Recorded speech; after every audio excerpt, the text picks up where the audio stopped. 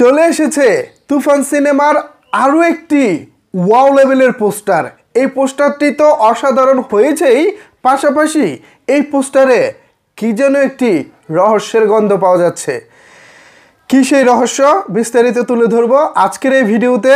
তার আগে আমি আমার একটা স্বপ্নের কথা বলে নেই। আমার একটা স্বপ্ন ছিল শাকিব খানের সিনেমায় মিমি চক্রবর্তীকে দেখা। মিমি চক্রবর্তী যখন থেকেই সিনেমায় অভিনয় করা শুরু করেছেন তখন থেকেই তিনি আমার কলকাতা থেকে অন্যতম একজন পছন্দের নায়িকা। পছন্দের নায়ক শাকিব খান, অন্যদিকে পছন্দের নায়িকা মিমি চক্রবর্তী। দুজন যদি একসাথে হয় তাহলে তো ভালো লাগাটা জমে ক্ষীর। কি বলেন ভিউয়ার্স? আমার স্বপ্ন পূরণ হয়েছে, এজন্য রায়হান রাফি ভাইকে সালাম এবং ধন্যবাদ। দুজনকে এই পোস্টারে এক কথায় দারুণ লাগছে। তবে দুজনের চেহারার দিকে একটু খেয়াল করেন। দুজনের চেহারার মধ্যে একজনের মধ্যে শাকিব খানকে জড়িয়ে ধরার একটা শান্তি বা একটা আস্থা অনুভব করতেছে, অন্যদিকে শাকিব খানের মধ্যে চেহারার মধ্যে কি জানি একটা মানে আগুন আগুন জ্বলতেছে মনের মধ্যে, কিসের জানি একটা ক্ষোভ। একটু খেয়াল করেন পোস্টারটার দিকে, একটু পোস্টারটার দিকে খেয়াল করেন। মিমি চক্রবর্তী শাকিব খানকে জড়িয়ে ধরার পর কাকে যেন ইশারা করে বলতেছে যে আমি আমার জায়গায় চলে এসেছি, আমি আমার জায়গায় চলে এসেছি, একটু রিল্যাক্সে আছে, একটু আস্থার জায়গায় আছে। কিন্তু শাকিব খানকে দেখেন, মিমি চক্রবর্তী জড়িয়ে ধরার পরও তার মনের মধ্যে, তার চোখে মুখে কিসের জানি একটা তীব্র আকাঙ্ক্ষা রয়েছে। কাকে জানি সে কি করে ফেলবে এরকম একটা আকাঙ্ক্ষা দেখা যাচ্ছে। এখন কি হবে সেটা নিশ্চয় আমরা ছবি দেখলে বুঝতে পারবো। তবে এখানে শাকিব খানকে একটা ভয়ঙ্কর গেটআপে দেখতে পাচ্ছি। এই ভয়ঙ্কর গেটআপটা তুফান সিনেমায় কিভাবে না জানি উলটপালট করে সেটা আমরা ট্রেলার দেখলে কিছুটা আন্দাজ করতে পারবো। পাশাপাশি আমরা যে টিজারটা দেখেছি, টিজারেও কিন্তু আমাদেরকে অনেক কিছু ইঙ্গিত দিয়েছে। এরপর যখন ট্রেলার আসবে, পাশাপাশি কিছু গান আসবে, আমরা কিন্তু আস্তে আস্তে তুফান সম্পর্কে অনেক কিছুই জানতে পারবো। তবে এই পোস্টারে বেশ রহস্যের একটা জন্ম দিয়েছে। এটাকে শুধু একটি নর্মাল পোস্টার ভাববেন না, এটাকে যদি শুধু একটু নর্মাল পিকচার ভাবেন তাইলে কিন্তু ভুল করবেন। আমি বারবার বলতেছি, শাকিব খান এবং মিমি চক্রবর্তী দুজনের দিকে ভালোভাবে খেয়াল করেন। মিমি শাকিব খানকে জড়িয়ে ধরে যতটা আস্থার জায়গা পেয়েছে, ঠিক ততটা কিন্তু শাকিব খানের চেহারায় আস্থার জায়গা নাই। নর্মালি আমরা যেটা দেখি, নায়ক নায়িকা যখন একজন আরেকজনকে জড়িয়ে ধরে দুজনের মুখেই হাসি এবং আনন্দের একটা এক্সপ্রেশন থাকে, হ্যাপিনেস থাকে। কিন্তু এই পোস্টারে মিমির মধ্যে কিছুটা হ্যাপিনেস থাকলেও শাকিবের মধ্যে হ্যাপিনেস নাই। তার মানে শাকিব ভাইয়ার এই গেটআপে নিশ্চিতভাবে বড় ধরনের কোনো রহস্য রয়েছে। গতকালকে আপনাদেরকে জানিয়েছিলাম যে আজকে সকাল 10টা থেকে দুপুর 2টার মধ্যে একটি পোস্টার আসতে পারে। কীরকম পোস্টার হবে সেটা আমরা জানতে পারিনি, তবে ঠিক সকাল 10:30টায় পোস্টারটি চলে এসেছে। এবং পোস্টারটি দেখার পর আমি মনে মনে ফার্স্টে যেটা ফিল করলাম সেটা হলো এক কথায় ওয়াও লেভেলের একটি পোস্টার। অনেকেই অনেক রকম কথা বলতে পারে, ভাই সামনে পিছনে তো আর কিছুই নাই, পিছনে অবশ্য আছে মদের বার, যে সবাই যে মদ পান করে সে মদের একটি বার আছে শাকিব খানের পিছনে ব্যাকগ্রাউন্ডে, আর তেমন কোনো কিছুর ইঙ্গিত নাই।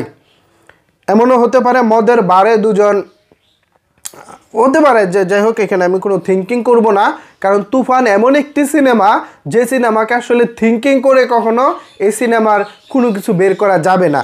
তো যথারীতি রায়হান রাফি ভাই একের পর এক চমক দিয়ে যাচ্ছে।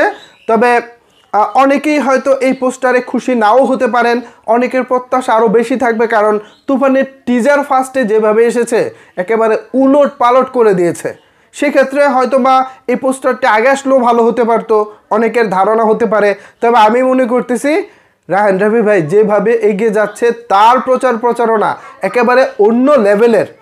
অনেক পরিচালক আছে ভাই, পুরো সিনেমা শেষ করে পোস্টার দিতে পারে না, টিজার দিতে পারে না, কোনো কিছু দিতে পারে না।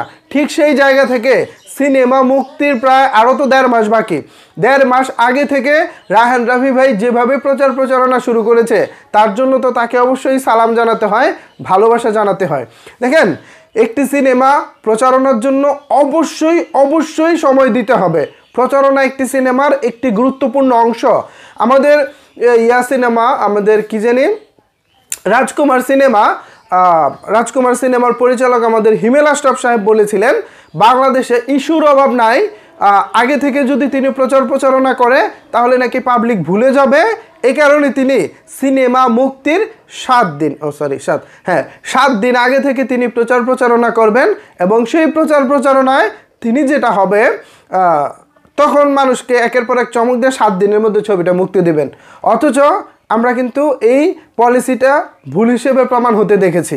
রাজকুমার যথেষ্ট ভালো সিনেমা হওয়া সত্ত্বেও প্রচারণায় দুর্বলতার কারণে সিনেমাটা প্রত্যাশা অনুযায়ী বক্স অফিসে সাফল্য পায়নি। এটা ধ্রুব সত্য, এটাই বাস্তব। এখন এই বাস্তবতা থেকে তুফান সিনেমা জুড়ে সরে অনেক আগে থেকে প্রচার করতেছে। অবশ্য তুফান বা রায়হান রাফি তিনি যেসব সিনেমা বানান সেগুলো অনেক আগে থেকেই তারা প্রচার করেন। আমরা পোড়ামন 2-এর বেলায় দেখেছি, দহনের বেলায় দেখেছি, পরাণের বেলায় দেখেছি, দামানের বেলায় দেখেছি, সুরঙ্গর বেলায় দেখেছি। প্রত্যেকটা সিনেমার ক্ষেত্রে আমরা দেখেছি রায়হান রাফি বেশ আগে থেকেই প্রচারণা করেন। তাছাড়া এই সিনেমায় যেহেতু ওপার বাংলা থেকে SBF যুক্ত রয়েছেন, সুতরাং তারা একেবারে শুরুটা তাদের জন্মই হয়েছে সিনেমা দিয়ে, SBF এর। সো তারা কিন্তু সিনেমাটার প্রচারণা, সিনেমার প্রমোটটা তারা ভালো বুঝে। সেই জায়গা থেকে এইটা তুফানের জন্য অনেক বেশি ভালো হয়েছে। রায়হান রাফি এবং হিমেল আশরাফের মধ্যে অনেক পার্থক্য রয়েছে। নির্মাণের দিক থেকে, মানুষকে কানেকশন করার দিক থেকে, সব দিক থেকে দুজনের মধ্যে ম্যাসিভ পার্থক্য রয়েছে। হিমেল আশরাফ ভাই একটু ইমোশনালি মানুষকে কাঁদাতে পছন্দ করেন, আর রায়হান রাফি ভাই একেবারে রিয়েলিস্টিক গল্পগুলো তুলে এনে মানুষকে কানেক্ট করার চেষ্টা করেন। তবে হিমেল আশরাফ ভাই এবং রায়হান রাফির মধ্যে মোস্ট যে পার্থক্য সেটা হলো সিনেমার যে পাবলিসিটিটা, সেই জায়গা থেকে রায়হান রাফি ভাই অনেক উপরে, অন্যদিকে হিমেল আশরাফ অনেক নিচে অবস্থান করতেছে। আশা করি হিমেল আশরাফ যদি ভবিষ্যতে আবারও শাকিব খানকে নিয়ে সিনেমা বানান, আমি চাই না তিনি বানাক, কারণ তিনি আমাদের আহামরি কিছু দিতে পারে নাই সত্যিকার অর্থে। হয়তো রাজকুমারে ভালো গল্প দেখিয়েছেন বা ভালো লোকেশন দেখিয়েছেন, কিন্তু সিনেমাটিক ওয়েতে একটা ছবিকে উপস্থাপন করা, একটা টেলিফিল্ম বা নাটককে যেভাবে উপস্থাপন করা হয় তার থেকে কিন্তু ঠিক ভিন্নভাবে সিনেমার গল্পকে উপস্থাপন করতে হয়। আপনি যদি নাটকের মতো করে গল্প বলে যান তাহলে কিন্তু পাবলিক সেটা দেখবে না। ঠিক আছে, আমি কি পয়েন্টটা বোঝাতে চেষ্টা করেছি? সাকিবিয়ানরা বুঝবেন, মিসগাইড হওয়ার চেষ্টা করবেন না। তুফান এবং রাজকুমারের মধ্যে অনেক ফারাক। রাজকুমার কোনো না কোনো তো একটা গাফিলতি ছিলই, যার কারণে এতটা ব্যবসা করতে পারেনি। হল মালিকরা তো কারি টাকা দিয়ে বুকিং করেছিলেন, কিন্তু দিন শেষে কী হয়েছে? তারা কি প্রত্যাশা অনুযায়ী ব্যবসা করতে পেরেছে? পারে নাই। কেন পারে নাই? এটা দর্শক হিসেবে আপনাদেরকে যেমন খুঁজে বের করতে হবে, ঠিক তেমনই করে পরিচালক হিসেবে হিমেল আশরাফকেও খুঁজে বের করতে হবে। যাই হোক, সেখানে তার যে গাফিলতিটা ছিল সেটা এখানে কিছুটা বলার চেষ্টা করেছি। আই হোপ তিনি ভবিষ্যতে শাকিব খানকে নিয়ে ছবি বানাক, আর যাকে নিয়ে বানাক প্রচারণার দিক থেকে যেন তিনি কোনো গাফিলতি না রাখে, সেজন্য এখানে এই বিষয়টা বলা আর কি। যাই হোক, সো ভিউয়ার্স, আমি কথা বলতেছিলাম এই পোস্টার নিয়ে। এই পোস্টার নিয়ে যদি আপনার কোনো কিছু বলার থাকে তাহলে অবশ্যই সেটি নিচের কমেন্ট বক্সে জানাতে পারেন। ধন্যবাদ সবাইকে সম্পূর্ণ ভিডিওটি দেখার জন্য।